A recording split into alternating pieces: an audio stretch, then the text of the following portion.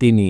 তবে ইনসাইড খবর বলছে তাণ্ডবের ঝড় একটু থামলেই সাকিব খানের নতুন ছবি নিয়ে আসছে আরও চমক। তবে এখানেই শেষ না, তাণ্ডব চলাকালীন সময়ে একের পর এক চমকপ্রদ খবর আসতে শুরু করছে ঢালিউডের এই রাজাকে ঘিরে। ইনসাইড সোর্স বলছে সাকিব খান আরও নতুন পরিচালকের সঙ্গে কাজ করতে যাচ্ছেন। হ্যাঁ, এবার তিনি কাজ করতে যাচ্ছেন একেবারে নতুন পরিচালকের সঙ্গে, যিনি আগে কখনো বড় তারকার সঙ্গে সিনেমা বানাননি। শোনা যাচ্ছে সেই পরিচালকের নাম সাকিব ফাহাদ। যদিও এখনো অফিসিয়াল ঘোষণা আসেনি, তবে ঘনিষ্ঠ সূত্রের দাবি সবকিছু ঠিকঠাক থাকলে তাণ্ডবের পরেই এই ছবির ঘোষণা আসবে। এই ছবির কাজ শুরু হতে পারে 1 বছরের মধ্যেই এবং টার্গেট রাখা হয়েছে বছরের শেষ দিকেই মুক্তি দেওয়ার। নতুন পরিচালক মানে নতুন স্টাইল, নতুন গল্প আর নতুনভাবে সাকিব খানকে দেখার সুযোগ।